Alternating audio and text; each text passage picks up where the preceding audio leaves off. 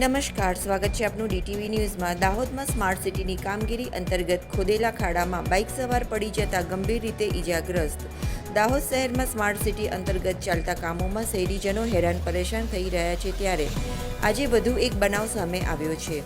Smart city અંતર્ગત ચાલી રહેલા કામોમાં તંત્રના અણઘડ વહીવટને પગલે કોન્ટ્રાક્ટરો બેફામ બન્યા છે, પરંતુ અધિકારીઓ કંઈ પણ બોલવા તૈયાર નથી। મન ફાવે ત્યાં ખોદકામ કરવું અને પોતાની મરજી મુજબ કામગીરી કરવી, ત્યારે અધિકારીઓ પાસે આ કામગીરી જોવાની ફુરસદ નથી, અથવા તો તેમની રહેમ નજર હેઠળ કોન્ટ્રાક્ટરો માલિક બની ગયા હોય તેવું દેખાઈ રહ્યું છે।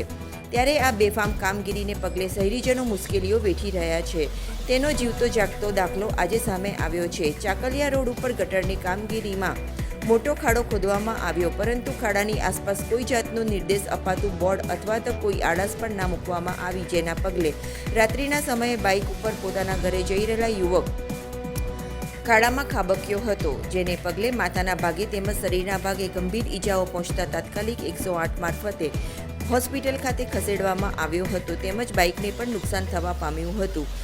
એટલે જ ચોક્કસ કહી શકાય કે તંત્ર ઘોર નિંદ્રામાં છે, ત્યારે કોન્ટ્રાક્ટરો બેફામ બન્યા છે, તેનો ભોગ નાગરિકો બની રહ્યા છે।